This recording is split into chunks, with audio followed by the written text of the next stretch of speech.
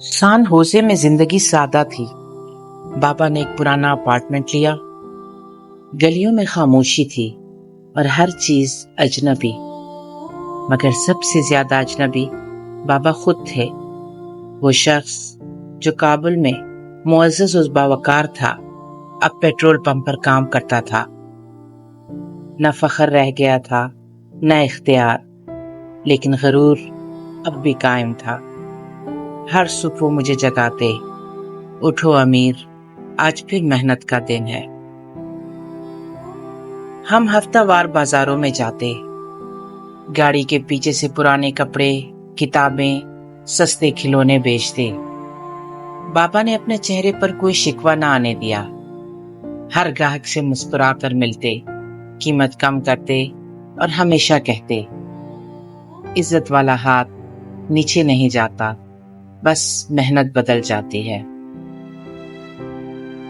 इसी बाजार में मेरी मुलाकात एक अफगान लड़की से हुई, सुरैया। वो अपने वालिद जनरल ताहिर के साथ होती। उसकी आंखों में मासूम दर्द और गहराई थी, जैसे वो भी किसी छुपी हुई कहानी की वारिस हो। मैं उससे चुपके चुपके बात करने लगा, कभी किताबों के बहाने, कभी दुआओं के। पहली बार मेरे दिल ने वो धड़कन महसूस की थी जिसमें खौफ नहीं, उम्मीद होती है। एक दिन बाबा की तबीयत बिगड़ गई। वो अस्पताल में थे। जब मैंने पहली बार देखा कि मेरा ताकतवर बाप अकेला, कमजोर और खामोश था। डॉक्टर्स ने कहा कैंसर है, और बाबा ने बगैर एक सवाल किए सिर्फ इतना कहा, हम सब एक दिन जाते हैं, बस ये ना हो कि जाने से पहले शर्मिंदा हो।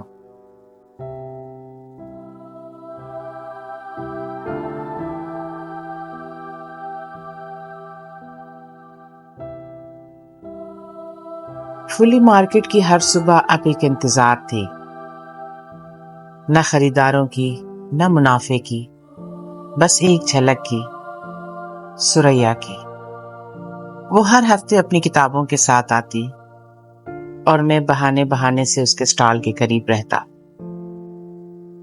एक दिन मैंने हिम्मत की, आपको पढ़ने का बहुत शौक है? उसने मुस्कुराकर सर हिला दिया। और लिखने का भी? उसने आहिस्ता से कहा। लेकिन अफगानिस्तान में औरत का कलम अक्सर बंद कर दिया जाता है। वो पहली बार थी जब मैंने किसी लड़की से इतनी गहरी, इतनी सच्ची बात सुनी थी। बाबा अब दिन ब दिन कमजोर होते जा रहे थे, मगर जब मैंने कहा कि मैं सुरैया से शादी करना चाहता हूं, बाबा के चेहरे पर पहली बार रोशनी आई। वो फौरन जनरल ताहिर के घर गए। सादगी, वकार और अपनी बीमारी के बावजूद बाबा ने उसी फख्र के साथ रिश्ता मांगा जैसे वो काबुल के दिनों में किया करते थे। जनरल ने हामी भर ली, लेकिन एक शर्त के साथ। अगले दिन सुरैया ने मुझे एक राज बताया। मैंने माजी में एक गलती की थी। अमीर, मैं एक बार अपने वालिद के खिलाफ गई थी, एक लड़के के साथ भाग गई थी। वो 2 दिन बाद लौट आई, मगर बाप की निगाह में एतमाद खो चुकी थी। उसने कहा, अगर तुम चाहो तो इनकार कर सकते हो। और मैंने कहा, सुरैया, हम सब के माजी होते हैं, फर्क यह है कि तुमने सच बोला, और वही मेरे लिए काफी है। शादी की तैयारियां सादा थी, लेकिन बाबा के चेहरे पर एक इत्मीनान था, जैसे वो अपने बेटे को उस मंजिल पर ले जा रहे हैं जिसके बाद वो खुद खामोशी से रुखसत हो सकते हैं। सच्ची मोहब्बत खौफ से नहीं, कबूलियत से शुरू होती है। किसी का माजी अगर सच्चाई के साथ सामने आए तो वो कमजोरी नहीं, ताकत बन जाता है। और वालिदैन चाहे कमजोर हो जाएं, लेकिन औलाद के लिए आखिरी सांस तक दुआ और कुर्बानी बने रहते हैं।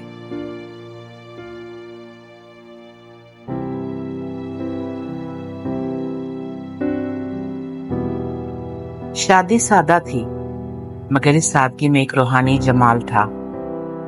بابا نے میرے سر پر ہاتھ رکھ کر قبول ہے کہا اور اس لمحے مجھے لگا جیسے کابل کی عظمت اس کے لبوں پر لوٹ آئی ہو۔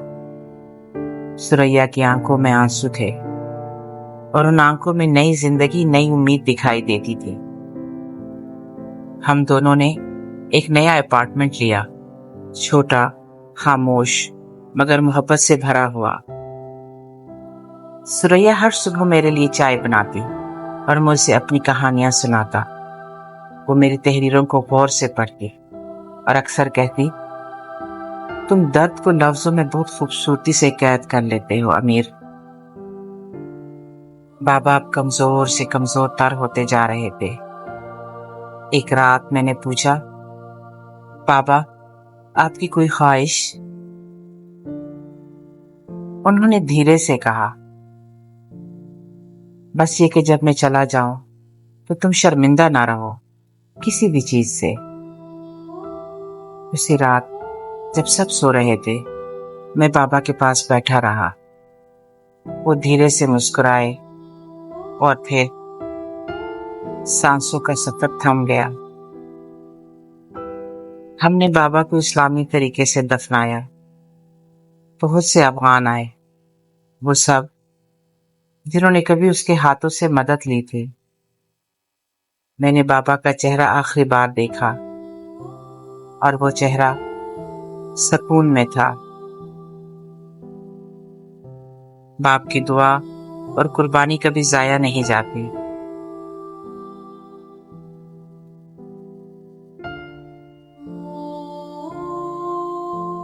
یہ جون 2001 تھا۔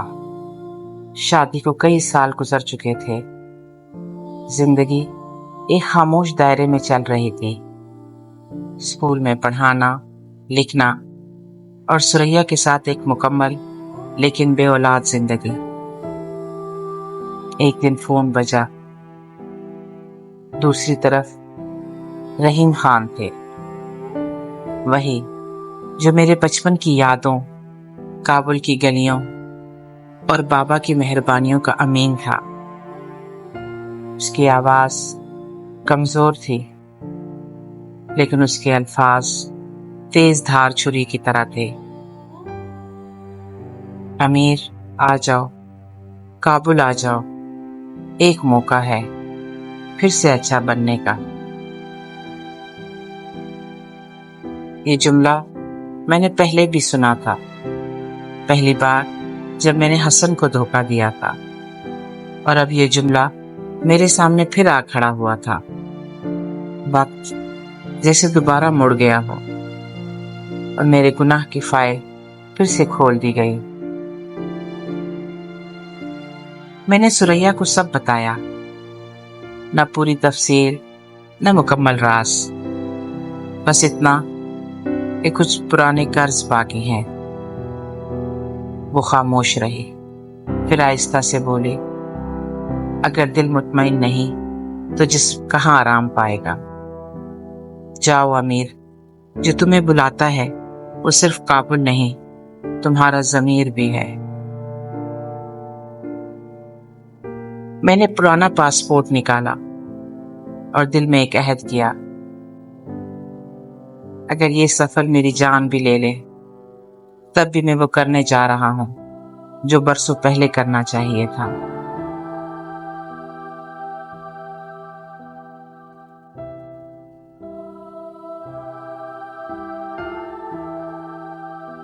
میں کابل پہنچا، لیکن یہ وہ کابل نہیں تھا جو میں یاد کرتا تھا۔ گلیاں ویران، چہروں پر دھول اور عمارتیں زخمی۔ رحیم خان کے گھر پہنچا۔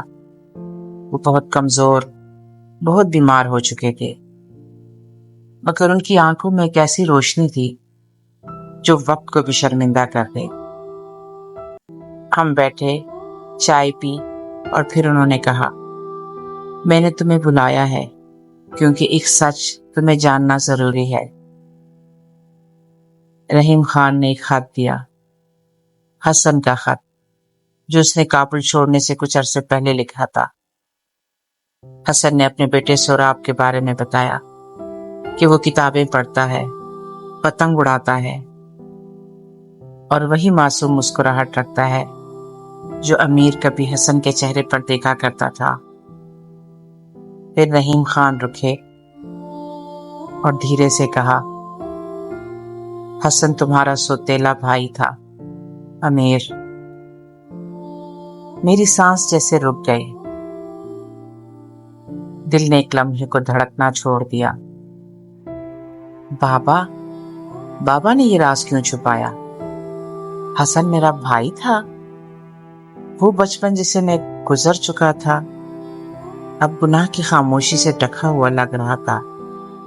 میں نے صرف اتنا کہا، تو بابا بھی جھوٹ بول سکتے تھے۔ رحیم خان نے بتایا کہ حسن اور اس کی بیوی کو طالبان نے قتل کر دیا تھا اور اب ان کا بیٹا سوراب ایک یتیم خانے میں ہے، تنہا، بے سہارا اور ممکنہ طور پر خطرے میں۔ رحیم خان نے میری طرف دیکھا، تم اس بچے کو بچا سکتے ہو امیر، اس ایک قدم سے تم سب کچھ بدل سکتے ہو۔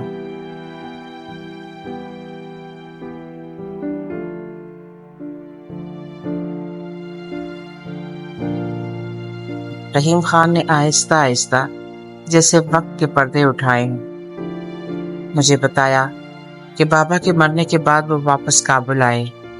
انہوں نے حسن کو خط لکھا اور حسن اپنی بیوی فرزانہ کے ساتھ واپس آیا۔ وہ بہت بدل چکا تھا، اس کی آنکھوں میں پرانی معصومیت تھی، مگر اب اس میں برداشت، صبر اور عزت نفس کی پختگی بھی آ چکی تھی۔ حسن نے بابا کا پرانا گھر سنبھال لیا، وہ زمین کی صفائی کرتا، رحیم خان کی خدمت کرتا اور سوراب کی تربیت میں لگا رہتا۔ وہ کبھی شکایت نہیں کرتا، کبھی اپنی حیثیت کو بلند نہیں کرتا، بس خاموشی سے، وفاداری سے جیتا رہا۔ اگر امیر آ جائے تو اسے کہنا کہ میں نے اس کو معاف کر دیا تھا، اس دن ہی جب اس نے کچھ نہ کہا تھا۔ یہ بات رحیم خان کو اس نے بہت نرمی سے کہی تھی۔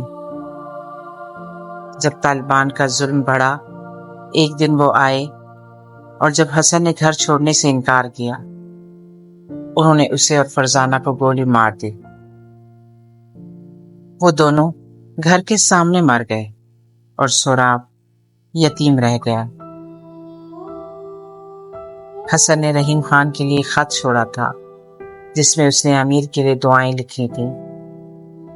امیر آغا، اگر آپ یہ پڑھیں تو جانے کہ میں نے آپ کو معاف کر دیا ہے۔ میرے بیٹے سوراب کو آپ کی ضرورت ہے۔ آپ بابا کی طرح عظیم آدمی ہیں اور میں جانتا ہوں کہ آپ ہمیشہ صحیح راستہ چنیں گے۔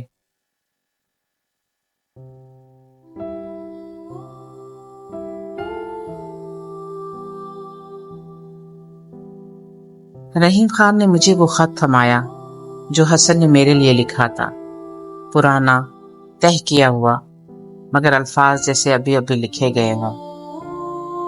امیر آغا، مجھے نہیں معلوم کہ آپ یہ خط کبھی پڑھ پائیں گے یا نہیں، لیکن اگر آپ پڑھیں تو جانیں کہ میں اب بھی آپ کو یاد کرتا ہوں۔ میں نے سوراب کو پتنگ اڑانا سکھایا ہے جیسے آپ نے مجھے سکھایا تھا۔ وہ ہر بار جیتنا چاہتا ہے جیسے میں چاہتا تھا کہ آپ خوش ہوں۔ کبھی کبھی وہ چپ ہو جاتا ہے جیسے آپ کی آنکھوں میں کچھ کھوجتا ہو۔ میں اسے بتاتا ہوں کہ آپ میرے بڑے بھائی تھے اور آپ کی مسکراہٹ سب سے مختلف تھی۔ اگر آپ کبھی واپس آئیں تو جان لیں میں نے آپ کو پہلے ہی معاف کر دیا تھا۔ ہمیشہ کا وفادار حسن۔ یہ جان کر کہ سوراب یتیم خانے میں ہے، رحیم خان نے بتایا کہ اس جگہ جانا خطرناک ہو سکتا ہے۔ طالبان کی نگرانی ہے، شہر میں خوف ہے اور کوئی کسی کا نام بھی نہیں لیتا، لیکن میرے دل میں اب کوئی خوف نہیں بچا تھا۔ یہ وہ راستہ تھا جس پر میرے ضمیر کا کفارہ چھپا تھا۔ میں نے رحیم خان سے کہا، اب وہ میرا کچھ نہیں، میرا سب کچھ ہے۔ وہ صرف حسن کا بیٹا نہیں، وہ میرا بھی خون ہے۔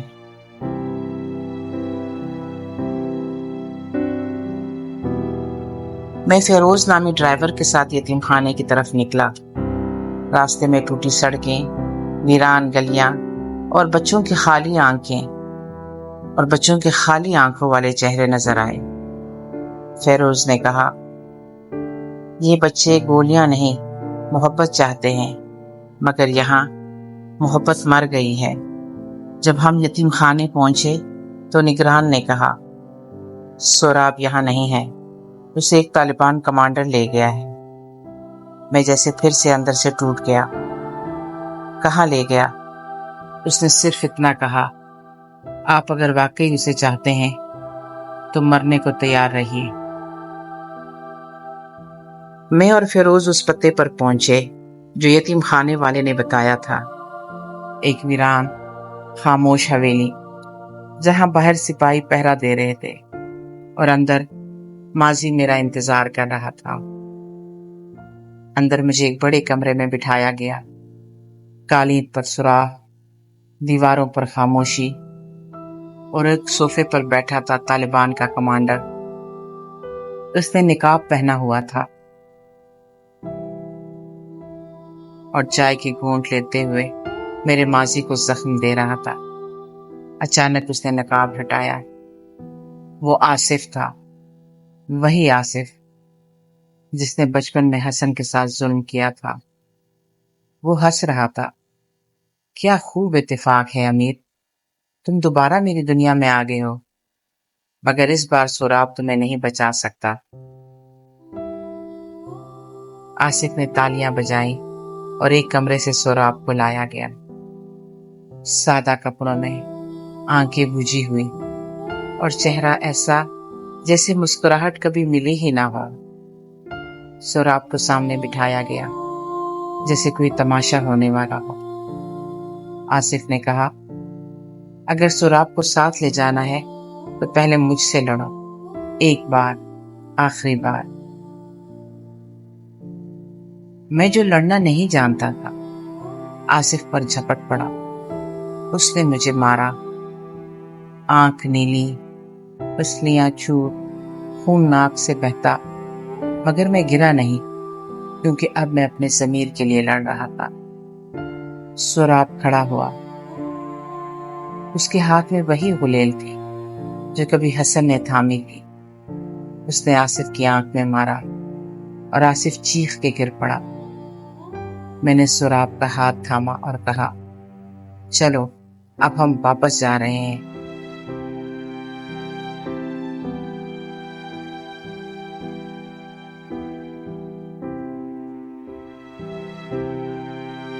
میں اور سوراب ایک خستہ حال گاڑی میں کابل سے نکل رہے تھے۔ میرے چہرے پر چھوٹوں کی سوجن، پسلیوں میں درد، مگر دل میں ایک عجیب سا سکون۔ سوراب خاموش تھا۔ اس کے ہاتھ میں وہی غلیل تھی جس نے میرے ماضی کے سب سے سیاہ لمحے کو ختم کیا تھا۔ ہم پشاور میں ایک اسپتال میں داخل ہوئے۔ ڈاکٹروں نے کہا، آپ کے جسم پر زخم تو بھر جائیں گے، مگر جو زخم دل پر ہیں ان کا علاج آپ ہی کو کرنا ہوگا۔ سوراب میرے پاس بیٹھا رہتا، نہ روتا نہ ہنستا، بس دیوار کو تکتا رہتا۔ میں نے اس سے بات کرنے کی کوشش کی، مگر خاموشی اس کے گرد ایک قلعہ بن چکی تھی۔ میں نے فیصلہ کیا کہ میں سوراب کو اپنے ساتھ امریکہ لے کر جاؤں گا، اسے ایک نئی زندگی دوں گا جس میں خوف نہیں، سچ ہو۔ میں نے امیگریشن کے لیے کوششیں شروع کی، قانونی کاغذات، سفارت خانے کی ملاقاتیں، اور ہر وہ دروازہ کھٹکھٹایا جہاں امید کا امکان تھا۔ ہر شخص نے یہی کہا، یہ ایک لمبا عمل ہے، صبر رکھیں۔ ایک رات جب میں نے اسے تسلی دی کہ سب ٹھیک ہو جائے گا، اس نے صرف ایک سوال کیا، کیا میں یتیم خانے واپس جاؤں گا؟ میں نے کہا، نہیں، کبھی نہیں۔ اس کے چہرے پر پہلی بار ایک ہلکی سی جھلک نظر آئی، جیسے کسی گھنے بادل کے پیچھے دھندلا سا سورج۔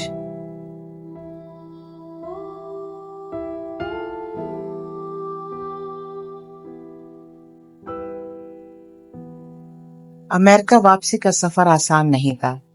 میں نے وکیلوں سے مشورہ کیا، پشاور میں امریکی سفارت خانے گیا اور وہاں مجھے بتایا گیا آپ قانونی طور پر سوراب کو لے کر جا نہیں سکتے جب تک یتیم خانے سے ثبوت نہ ہو۔ میں نے کہا وہ یتیم خانہ جس سے اسے طالبان لے گئے تھے وہ تو اب وجود میں ہی نہیں۔ افسر نے کندھے اچکائے۔ قانون جذبات سے نہیں، کاغذوں سے چلتا ہے سر۔ سوراب رات کو میرے قریب آ کر بیٹھا۔ اس نے آہستہ سے پوچھا، کیا ہم واپس جائیں گے؟ کیا ہم ساتھ رہیں گے؟ میں خاموش ہو گیا تھا کیونکہ سچ اسے توڑ سکتا تھا۔ میں نے جھوٹ بول دیا، ہاں سب ٹھیک ہو جائے گا، بس کچھ دن اور۔ اس نے سر ہلایا اور پہلی بار میرے بازو کے ساتھ سو گیا۔ جب میں بیدار ہوا سوراب کمرے میں نہیں تھا۔ میں نے دروازے کھولے۔ ہوٹل کے کمرے کے باتھ روم کی لائٹ جل رہی تھی۔ میں اندر گیا اور زمین پر خون، صرف خون۔ سوراب نے اپنی کلائی کاٹ لی تھی۔ میں چیخا، دوڑا، اسے بازوؤں میں اٹھایا اور اسپتال کی طرف بھاگا۔ ڈاکٹرز نے کہا آپ کی قسمت اچھی ہے، وقت پر آ گئے۔ سوراب بے ہوش تھا، آنکھیں بند، سانس دھیمی مگر زندہ۔ میں اس کے بستر کے پاس بیٹھا رہا، اپنی کوتاہی، اپنے جھوٹ، اپنے خوف پر شرمندہ۔ کئی دن بعد سوراب نے آنکھیں کھولی مگر کچھ نہ کہا، اور وہ چپ نہیں، خاموشی کا ایک مجسمہ بن چکا تھا۔ میں نے اس کے سامنے بیٹھ کر کہا، میں تمہیں کبھی دوبارہ دھوکہ نہیں دوں گا سوراب، اور میں تمہیں واپس نہیں جانے دوں گا۔ مگر وہ بس دور دیکھتا رہا، جیسے کچھ ٹوٹ چکا ہو ہمیشہ کے لیے۔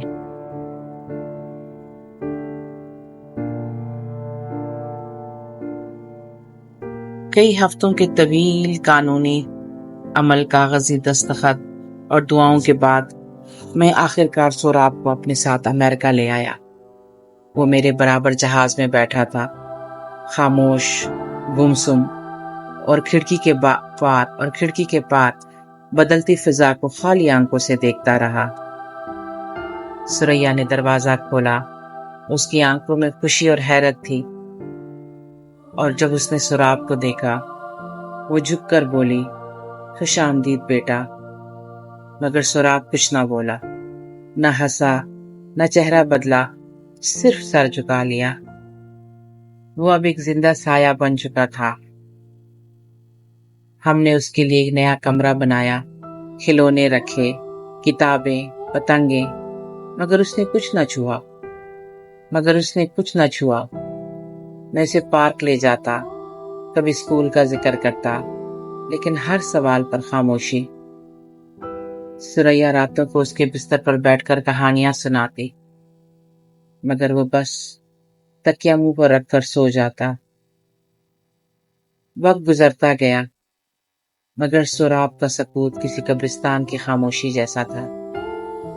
میں نے دعا کی، رب سے فریاد کی، اگر حسن کا بیٹا بھی نہ ہنسے تو میں کیسے جیوں؟ ایک دن میں اسے فلی مارکیٹ لے گیا، وہی جگہ جہاں کبھی میں نے ثریا کو پہلی بار دیکھا تھا۔ سوراب نے ایک کتاب اٹھائی، سرسری دیکھی اور واپس رکھ دی۔ مجھے لگا شاید ایک ذرا سی حرکت امید کی لہر ہو۔